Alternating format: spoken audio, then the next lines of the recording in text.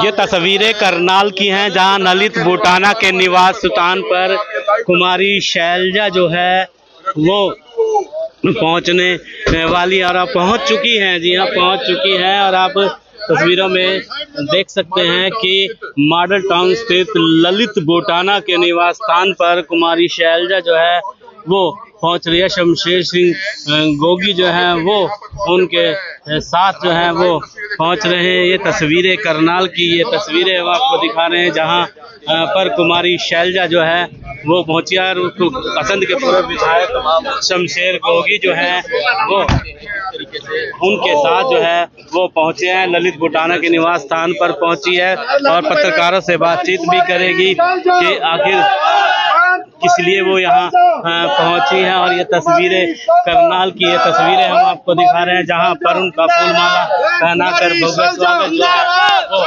किया जा रहा है। ये तस्वीरें करनाल की है जहां यहाँ पर आप देख सकते हैं कि कुमारी शैलजा करनाल ललित बुटाना के निवास स्थान पर जो है वो पहुंची है। ये तस्वीरें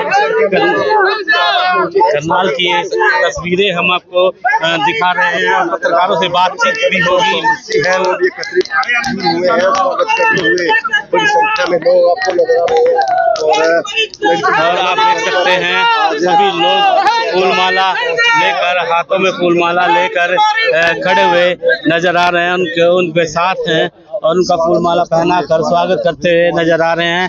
और ये तस्वीरें करनाल की है, ललित बुटाना के निवास स्थान पर पहुंची हैं कुमारी शैलजा और आप देख सकते हैं ये तस्वीरें करनाल की, ये तस्वीरें हम आपको दिखा रहे हैं जहां पर से और कृष्ण गहलोत वो भी मिलते हुए नजर आ रहे हैं, उनकी टीम मिलते हुए नजर आ रही है। और आप तस्वीरों में देख सकते हैं कि ललित बुटाना के निवास स्थान पर पहुंचे कुमारी शैलजा, पत्रकारों से बातचीत भी होगी और क्या कहना होगा उनका उस बारे में भी बात करेंगे। तो तमाम जो कांग्रेसी नेता हैं फूलमाला लेकर उनका स्वागत करते हुए तस्वीरें जो है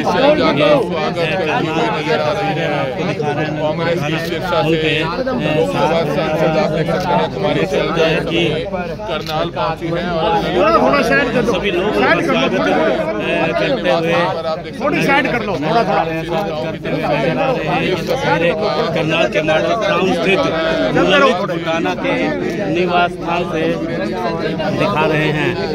और आप देख सकते हैं कि लगातार कुमारी शैलजा से लोग मिलते हुए नजर आ रहे हैं और लोग अपने समर्थकों को कुमारी शैलजा से मिलवाते हुए भी नजर आ रहे हैं।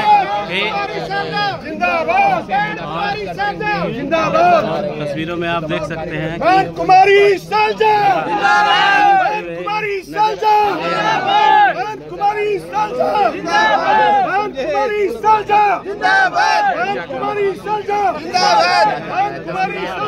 बहन कुमारी शैलजा जिंदाबाद, हमारे नेता कैसी हो, बहन कुमारी शैलजा जिंदाबाद, बहन कुमारी शैलजा जिंदाबाद, हमारे नेता कैसी हो, जैसी हो, बहन कुमारी शैलजा जिंदाबाद, बहन कुमारी शैलजा जिंदाबाद। और तस्वीरों में आप देख सकते हैं कि समर्थक उनसे मिलने के लिए और अपने समर्थकों को साथ मिलवाते हुए नजर, प्रमोद शर्मा जो है वो मिलते हुए नजर आ रहे हैं। तस्वीरें करनाल की हैं, करनाल पहुंचे हैं, क्या कहेंगे जी? हम तो थोड़ा परिवार के साथ आप हम निकल जाएंगे जी, क्या कहना चाहेंगे?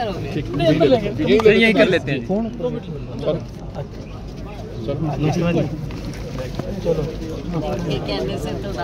नहीं भैया जी, महाराज बहन जी, चुनाव के समय सभी नेता मेहनत करते हैं, पार्टी को उठाने का काम भी करते हैं, लेकिन चुनाव के समय में ऐसी कुछ बयानबाजी आ जाती है जिसमें आपको भी चुनाव में रोने पर मजबूर कर दिया था।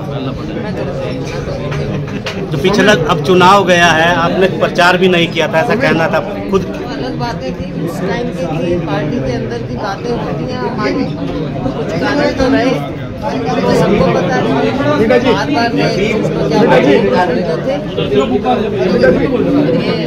बातें सबको नहीं कमाई सके। भारत की बना है, डिस्ट्रिक्ट प्रेसिडेंट्स बने हैं, एक नई शुरुआत हुई है। हमारा संजन सृजन अभियान हमने हरियाणा में किया, उससे पहले गुजरात में, मध्य प्रदेश में, कई राज्यों में, 4 राज्यों में शुरू हुआ है। उत्तराखंड, पंजाब, उड़ीसा, झारखंड और फिर भी शुरू हुआ और साल के अंत तक हम पूरे देश में संगठन का सृजन करेंगे। इसकी कमी हमें हरियाणा में तो खास तौर पर महसूस हो ही रही थी। कई बार बातचीत हुई कि संगठन बने और चाहे चुनाव हो या उसके अलावा पार्टी का कार्यक्रम। अब हमें पूरा विश्वास है कि जो नई शुरुआत राहुल जी ने, खड़गे जी ने की है, इससे हम नीचे ज़मीन तक अपनी पार्टी को भी मजबूत करेंगे, अपने पार्टी का संदेश भी देंगे और इसके साथ साथ भाजपा की जो गलत नीतियां हैं उनसे भी लोगों को चौंकाने। केंद्र से पूरी मदद मिलनी चाहिए। मैं तो अपने राज्य को भी उसमें जोड़ रही हूँ, हरियाणा में भी। अब जब हम मुआवजे की बात करते हैं, हम कहते हैं केंद्र में भाजपा की सरकार है, तो हर जगह अलग अलग मापदंड ना रखें और लोगों पर जो कहर आया है उससे डील करने के लिए राज्य सरकार को भी चौकन्ना करें। यहाँ हम इसलिए कह सकते हैं उनकी पार्टी की सरकार है, लेकिन हर जगह मदद करना केंद्र का एक दायित्व है, उसे निभाया जाए। हार का मुख्य कारण किसे मानते हैं? देखो, एक कारण नहीं हो सकता, कई कारण। एक कारण आपका भी है तो पार्टी भी देख रही है। तो मैं तो क्या हूँ, कार्यकर्ता हूँ कांग्रेस पार्टी की। 11 दिन चुनाव में आप नहीं गए कार्यकर्ताओं के बीच में, लोगों का ऐसा कहना है। तो गए थे जब हो सका तो गए थे। जब पर आपके कार्यकर्ता जो आपसे प्यार करते हैं, आपको पसंद करते हैं, वो नाराज हो गए कि मैडम चुनाव में नहीं आ रही है। कुछ कारण थे उस समय जो भी, लेकिन हम गए थे, चुनाव में निकले। कारणों की वजह से हरियाणा हाथ से चला गया। कारण तो कई थे और ये भी आपने देखा कि क्या कारण आप लोगों ने भी खुद देख लिया था जी। भाई पूरा एक तरफा इस तरह से हुआ टिकटों का भी। और लेकिन अब देखो, बार बार एक ही चीज को एक ही वो करने का आगे देखना चाहिए। सब मिलकर चलेंगे, पार्टी मजबूत होगी। नई नीति क्या फिर भी मेरा चलेगा तो मुश्किल हो जाती है सबको। कार्यकर्ताओं के लिए सबसे ज्यादा मुश्किल हो जाती है। वो है नहीं मैं इधर जाऊं या उधर जाऊं, इधर मुश्किल हो जाती है कार्यकर्ता को।